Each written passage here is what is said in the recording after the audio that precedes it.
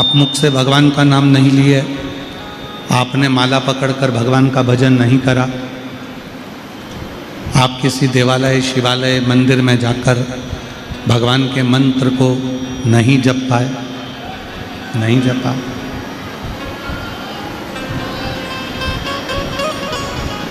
उसके बाद भी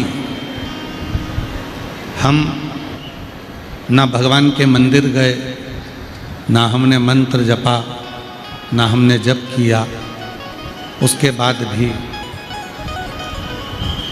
हमारी जो 21,600 श्वास है जो प्रतिदिन निकल रही है, वो श्वास अपने आप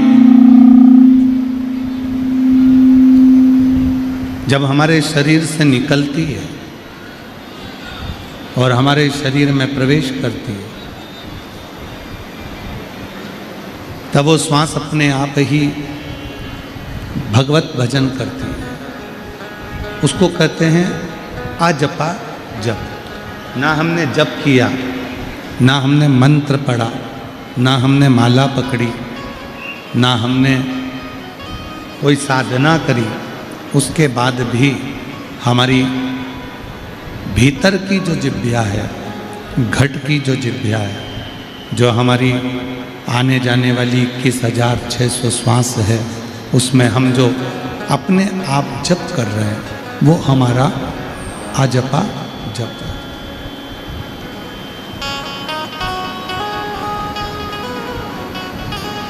कई बार धर्मपत्नी अपने पति से कह देती है कि तुम मंदिर नहीं जाते,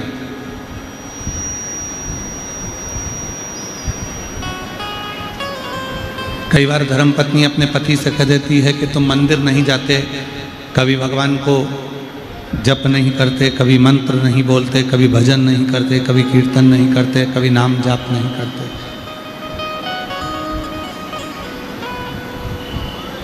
पर शिव महापुराण की कथा कहती है, संसार सागर में यदि आपने और हमने किसी भी रूप में उस परम पिता परमात्मा को, ईश्वर को याद करते हैं, किसी भी रूप में, उसी पल, उसी घड़ी, उसी क्षण हमारी जिंदगी का जितना पाप कर्म है, झूठ जो प्रतिदिन आप और हम बोलते हैं, ये माइक चालू करो ना, स्पीकर, उनकी आवाज़ नहीं आ रही है। प्रतिदिन जो झूठ आप और हम बोलते हैं, गलत दृष्टि से देख लेते हैं, गलत विचारों से सोच लेते हैं, गलत भाव अपने अंदर हम प्रकट कर लेते हैं, ये सब जिस समय पर हम उस परमात्मा को याद करते हैं, जिस समय पर आप और हम उस ईश्वर को याद करते हैं, उसी समय, उसी पल, उसी घड़ी हमारा गलत कर्म जो इंद्रियों के द्वारा हो गया था, वो सारा गलत कर्म अपने आप जलकर भस्म हो जाता, अपने आप जल, उसको जलाना नहीं पड़ता है, उसको गलत कर्म को जलाना नहीं पड़ेगा, उसको हम जलाएंगे नहीं, उसको हम कहीं ले जाकर उसको हम छोड़ेंगे नहीं।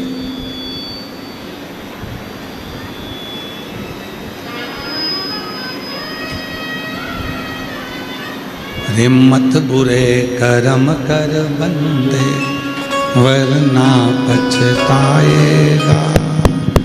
कहते हैं कि ये मेरा जो गलत विचार मेरी दृष्टि में आए हैं, गलत सोच जो मेरे मन में आई है, गलत भाव, भगवान शंकर की अविरल भक्ति है, वो केवल भगवान शंकर की अविरल भक्ति, केवल भगवान शंकर की, केवल शिव की अविरल भक्ति, उसके सिवाय कोई साधन नहीं, उसके सिवाय कोई साधन नहीं।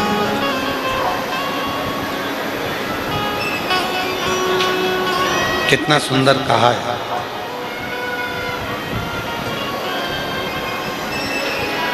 स्वयं तुमरुका जी कह रहे हैं।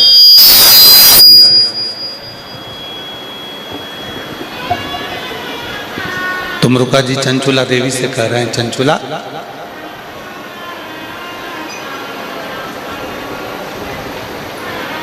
जैसे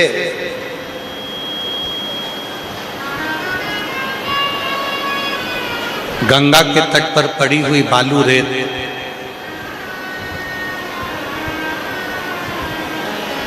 गंगा के तट ना हो, वो फिर जन्म नहीं लेता, वो परमात्मा का हो जाता है।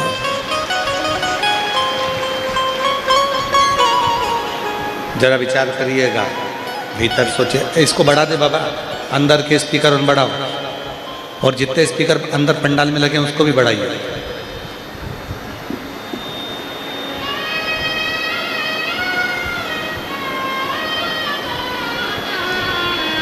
गंगा के तट पर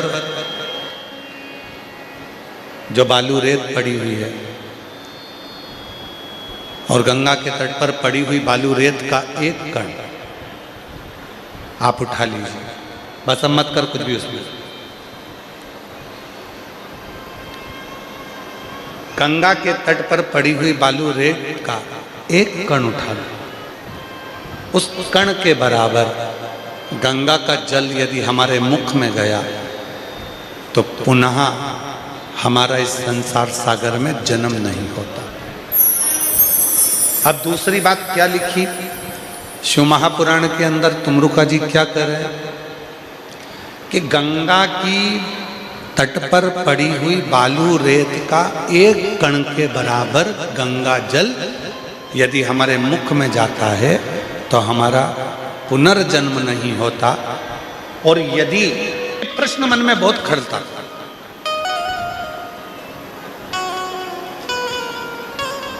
ये मन में ये प्रश्न बार बार आता था कि चंचुला देवी पार्वती जी की सहेली कैसे बन गई, सखी कैसे बन गई, कैलाश पर जाकर कैसे बैठ गई।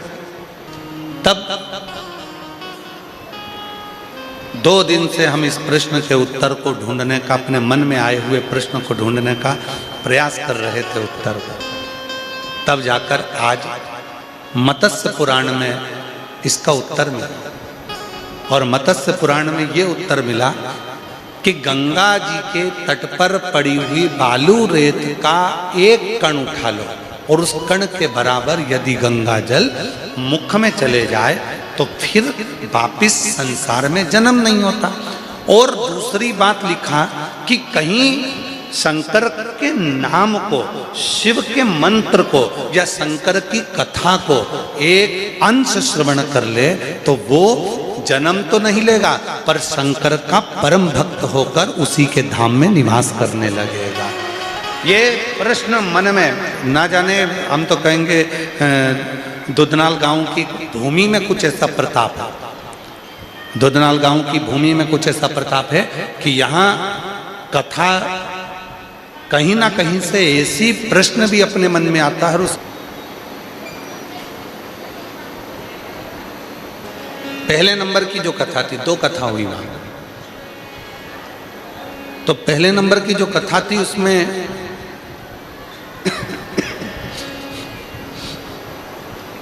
हरियाणा की एक बहन ने एक प्रश्न किया, आज भी वो प्रश्न हो सकता है यूट्यूब पर डला हो, इंस्टा पर डला हो। एक बहन ने प्रश्न किया, मान लो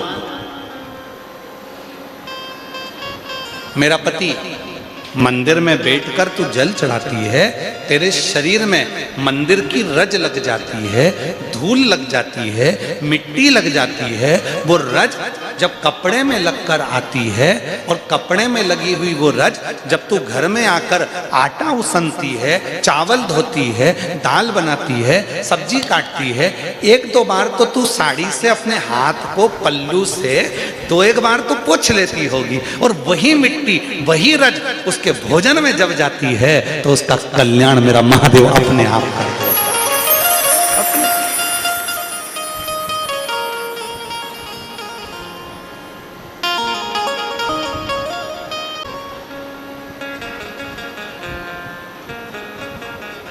तुम फूल बनो तो मैं कलियां बनूं,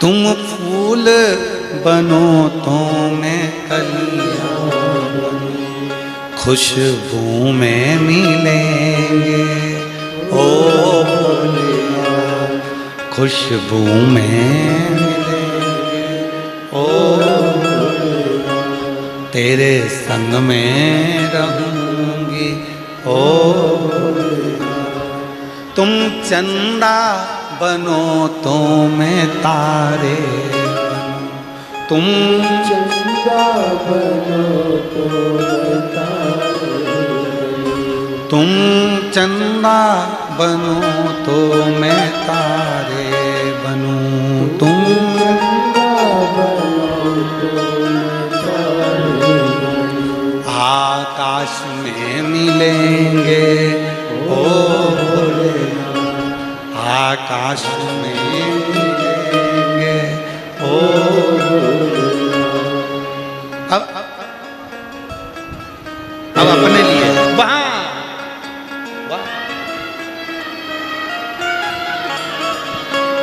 आज हम उमरगा से होते हुए परम पूज्य संत शिरोमणि राम कथा के परम रसिकमय श्री रामचरितमानस को घर घर पहुंचाने वाले, सबके हृदय को अयोध्या और राम जी का मंदिर बनाने वाले परम पूज्य मोरारी बापू जी की कथा में जब हम गए थे तो वहाँ बड़ी आनंदता, शांति और शीतलता, उनके सत में काम करना, जहाँ मंदिर आए वहीं डाल। पर आश्चर्य तो तब हुआ जब हम मंदिर के दरवाजे पर पहुंचे और मंदिर की सीढ़ी पर राजेंद्र आनंदराव जी पाटिल भी बैठे हुए थे, वहीं पर बैठे। तो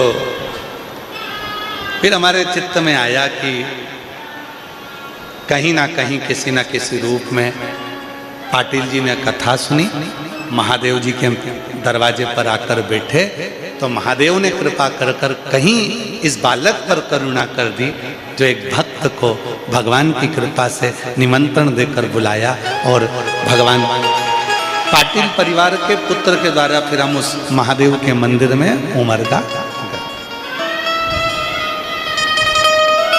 बड़ा मन लगता है जी। प्राचीन जितने शिव मंदिर हैं, प्राचीन तो प्राचीन, नए भी अगर शंकर के मंदिर होते हैं तो उस मंदिर में जाकर शिवलिंग का स्पर्श करने में, वहाँ के जल का प्रोक्षण करने में, नेत्रों से लगाना, आचमन करना, अपने दिल की बात अपने महादेव को कहने में बड़ा आनंद।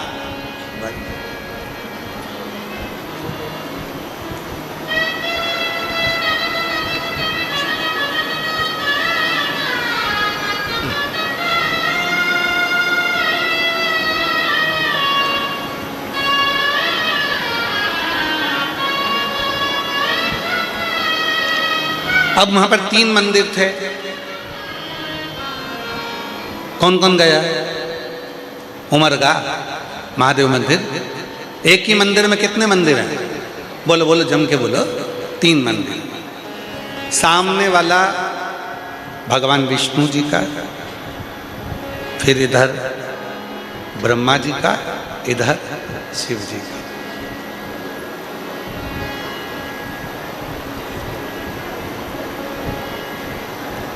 सब मंदिर देखे, सब मंदिर में हमने दर्शन किए, पर एक बात समझ में आई।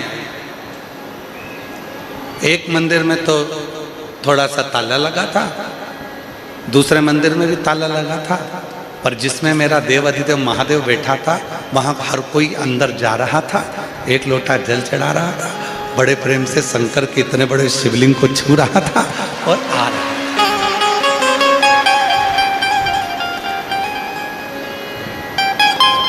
तब दर्शन करने में समझ आया कि चांदी का वहां पर रखा था, इसलिए ताला लगा था। तो मेरे भोलेनाथ, इसलिए तुमसे कहते हैं कि कथा में आना तो चांदी और सोना लेकर मत आना।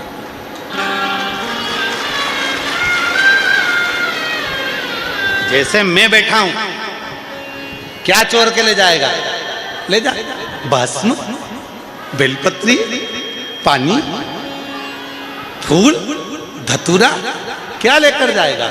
अड़भंग बैठा है, मेरे भगवान जाऊंगी। मतलब संगत का रंगत हुआ ना, तो उसके मन में आया कि मुझे भी जाना है, मुझे भी जाना है। तो पार्वती जी के देखकर कि शिव जी के साथ पार्वती जी रोज चल देती हैं। प्रदोष काल हुआ, प्रदोष का समय हुआ और चल दिया। और भगवान उसी समय पर मन में आया, उसी समय विचार आया कि बाबा रोज जाते तो मुझे भी जाना है। अब लक्ष्मी जी ने भगवान विष्णु से कहा कि तुम मुझे घुमाने लेके चलो। भगवान विष्णु कहने लगे चल हो जा तैयार। लक्ष्मी जी तैयार होने गई,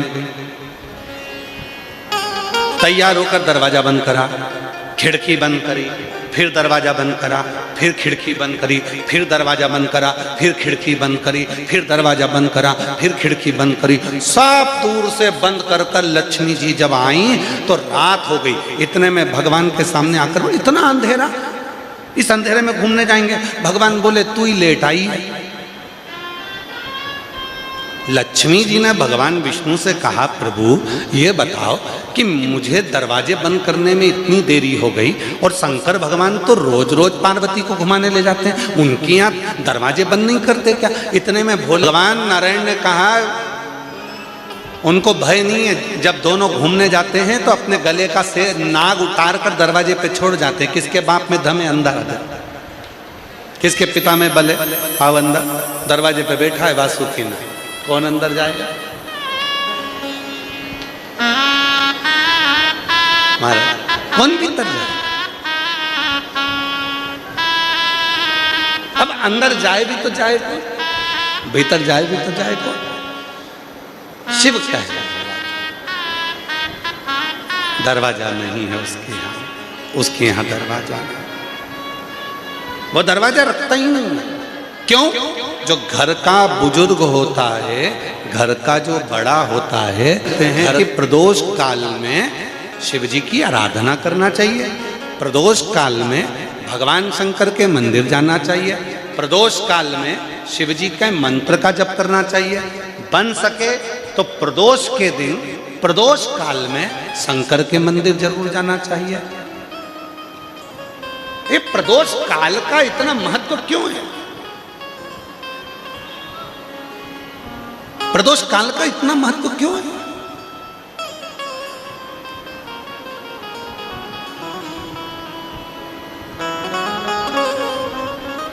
देखो हम तो कहते हैं कि तुम रोज मंदिर जाओ, बोल जब टकराओगे उसी दिन तुम्हारा कल्याण हो जाए। जब टकराओ कल्याण।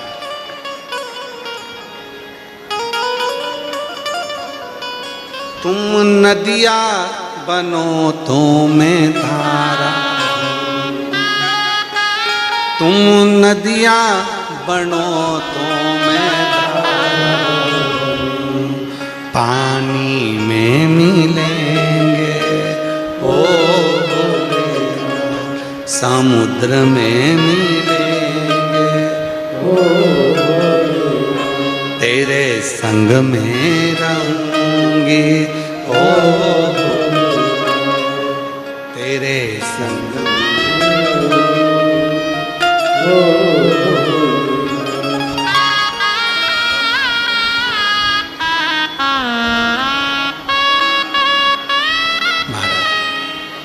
मिलन हो बहुत आना। रोज मंदिर जाओ, प्रतिदिन। कभी तो टकराएगा, कभी तो सामने आएगा। तुम्हारे नजदीक में जब शिव पुराण की कथा हो, 100 kilometre, 150 kilometre, 50 kilometre, 500 kilometre, 300 kilometre कथा सुनने जरूर जाओ। कभी तो टकराएगा। जिस दिन वो मिल गया उस दिन कुछ नहीं करेगा। जब टकराव होगा तो निश्चित है एक बार तो देखेगा और उसके देखने में ही हमारा कल्याण हो जाएगा।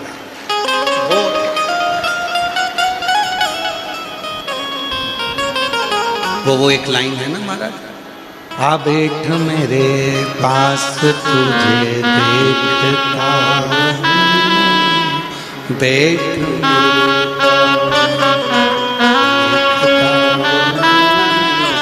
ना मैं कुछ कहूँ ना, तू कुछ कहे मैं कुछ कहूँगा, तू कुछ कहे। देख मेरे पास तुझे। अच्छा ये जो गाना है ना, ये गीत सबसे ज्यादा फिट होता है शिव का बड़ा भक्त था। एक शिव जी के भक्त थे अप्पर स्वामी। अप्पू दी अडिगल अप्पर स्वामी को बहुत मानता था। अप्पर स्वामी केवल शिव शिव शिव शिव, उनके गले में भी शिव है, उनके मस्तक पर भी शिव है, रुद्राक्ष की माला है, कानों में भी रुद्राक्ष है, हाथों में भी रुद्राक्ष। और मान लो पति के साथ घूमते घूमते घूमते घूमते बीच में कोई साइकिल वाला टकरा गया तुम्हारी साइकिल से, गिर गई तुम झगड़ा करोगी कि पति झगड़ा करेगा? उत्तर तो दो। जिसको अपने पति पर भरोसा नहीं है तो वो खुद करेगी। रुक जा, अभी तक बताती हूँ, रुक जा। तूने मुझे समझ के रखा है? दूधनाल की रहने वाली हूं, तेरे को छोड़ूंगी? धाराशिव जिले से हूं, लातूर से हूं, गुलबर्गा से हूं, बिदर से हूं, तो मुझे जानता क्या? और जिसको अपने पति पर भरोसा है, पति कह भी रहा है तू तो चुप हो जा, मैं बोल दूंगा, तू चुप तो हो, तू तो शांति रह, तू चुप हो जा, मैं बोल रहा हूं ना। तो पत्नी को बोलो ना, तो तुम बोलो, बोलो तुम, बोलो बोलो तुम। हे भाई, शिव महापुराण की कथा कहती है अगर उस पर भरोसा है इंतजार करना, तुम्हें जवाब देने की जरूरत नहीं है, जवाब तुम्हारा पति देगा, जवाब तुम्हारा परमेश्वर देगा, जवाब तुम्हारा पिता देगा। सकते आप ही हैं? एक बार वापिस हाथ हिला दो। हाँ ठीक है, आ जाइए।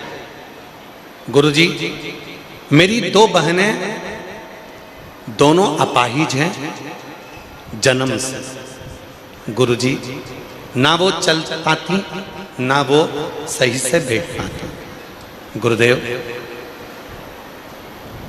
जन्म के समय पर जब वो 2.5 वर्ष की थी तब उनको एक अटैक आ गया था जिसमें उनके पांव दोनों चले गए थे। उनको विकलांग का सर्टिफिकेट है, ना वो चल पाती हैं ना वो बैठ पाती हैं, उनकी दयनीय स्थिति है। गुरुदेव, पूरा इलाज कराते कराते समय निकलता गया, परंतु पूरा सारे अस्पतालों को दिखाया, परंतु परिणाम केवल 0 था, केवल 0। तब किसी ने कहा सीहोर वाला बाबा पशुपति व्रत की बोलता है, 1 लोटा जल सारी समस्या का हल बोलता है, तो क्यों ना शिव जी पे चढ़े हुए जल को पिलाकर तो देखो, शरीर में लगाकर तो देखो। तब गुरुदेव 16 सोमवार का व्रत किया, पशुपतिनाथ का व्रत किया, 1 लोटा जल सारी समस्या का हल, और मैं और मेरे दादा दादी शिवालय से अर्पित किया जल लाकर उन्हें हर दिन लगाया और उनको पीने को दिया। आपने बोला कि जब श्रावण महीने की पार्थिव पूजन आप कराए, हमने वो पार्थिव पूजन भी करी। गुरुजी, आप जो पार्थिव पूजन कराते हो, ना जाने उस पार्थिव पूजन में कैसा बल होता है कि अच्छी अच्छी बीमारी ठीक हो जाती है। और आप लोगों से भी निवेदन है, 13 जून को शाम को 7 बजे पार्थिव पूजन करने की तैयारी रखना, मट्टी का शिवलिंग बनाकर रखना। 7 बजे ऑनलाइन आस्था चैनल पर, फेसबुक यूट्यूब पर अपन पार्थिव पूजन अधिक मास का करेंगे, पुरुषोत्तम मास का। सावन का तो जो होता है वो होगा, पर 3 वर्ष में जो अधिक मास आता है इसका भी अपन पार्थिव पूजन करेंगे। पार्थिव शिवलिंग की पूजन की, इसका परिणाम मेरे महादेव ने ऐसा दिया कि मेरी बहनें बाबा की कृपा से खड़े होने की तो बात जाने दो गुरुदेव, जो बचपन से बैठ नहीं पाती थी, चल नहीं पाती थी, देव करते वंदना पूजे सीताराम, हो जाए पूरी कामना, हो जाए पूरी कामना, उपकार कीजिए सबका किया है, मेरा भी उद्धार कीजिए, उद्धार कीजिए। है त्रिपुंडधारी, है त्रिशूलधारी, है त्रिपुंडधारी, है त्रिशूलधारी। गुरु जी जोरदार ताली बजाओ दोनों बच्चियों के लिए।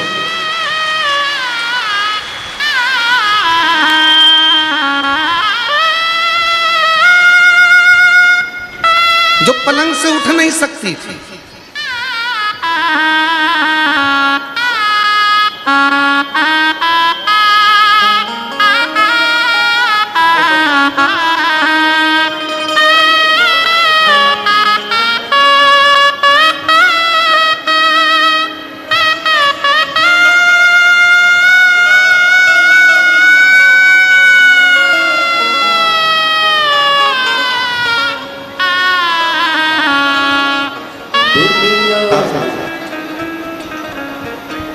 कथा करते करते 30 साल से लगभग हो गए। इस व्यासपीठ ने जिस महिला की उम्र 52 साल हो गई तो भी उसके गर्भ से परमात्मा ने बच्चा दिया है, व्यासपीठ ने देखा।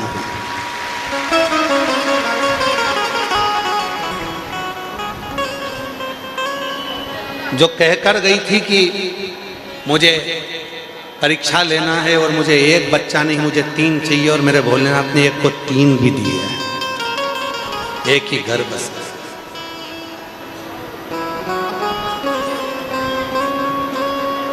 इस व्यासपीठ ने देखा जिस बीमारी का कोई इलाज नहीं है, जिस पर कोई उठकर नहीं बैठ सकता, इस व्यासपीठ ने वो भी देखा कि वो भी चला। क्यों? इसमें सीहोर वाला बाबा कुछ नहीं करा, इसमें करा है आपके विश्वास ने काम, इस पर करा है आपके भरोसे ने काम।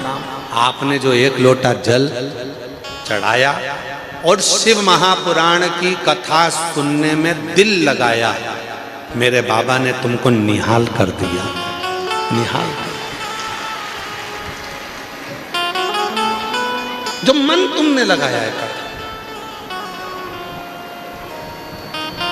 जो चित्त तुमने लगाया है कथा, मेरे बाबा ने तुमको निहाल कर दिया। और आज दुधनाल गांव की इस पवित्र भूमि पर कथा के चौथे दिन फिर कहते हैं, जितने कथा सुनने के लिए आप दुधनाल आए हो, से टकरा जाते हो तो उसको पलट कर देखते हो, कौन था रे?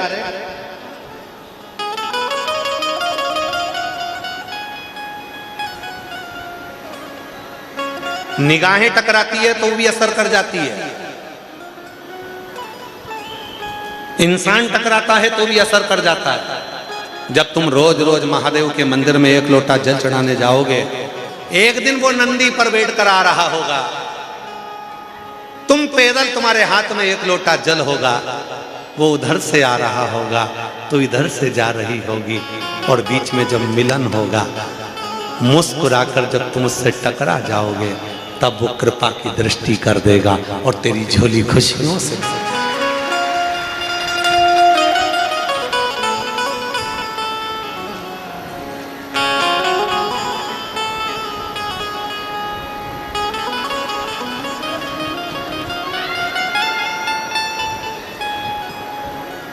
वो एक लाइन है ना, वो तो कौन सी है वो?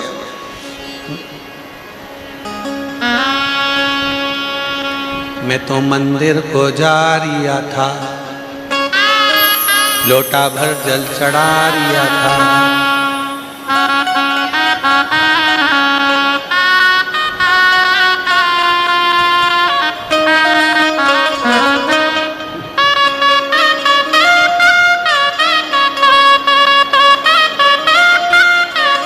नहीं, तुम्हारे एक लोटा जल चढ़ाने से लोगों को काली मिर्ची लगे तो आने की जरूरत नहीं पड़ती। कोई तुमसे कहे कि शंकर भगवान को ढूंढना पड़ेगा, समझ लेना कि बेवकूफ बना रहा है। कोई कहे कि शंकर जी को ढूंढना पड़ेगा, समझ लेना पागल बना रहा है। सबको ढूंढना पड़ेगा। ब्रह्मा जी को ब्रह्मलोक में, भगवान विष्णु को वैकुंठ लोक में, पर मृत्यु लोक में शंकर जी पहले से हैं, रहेंगे, कहीं नहीं जाएंगे। बस तुम उसको पुकार लो, वो दौड़कर तुम्हारे पास आ जाएंगे। वो शिव तत्व, वो एक पत्र है। अच्छा अच्छा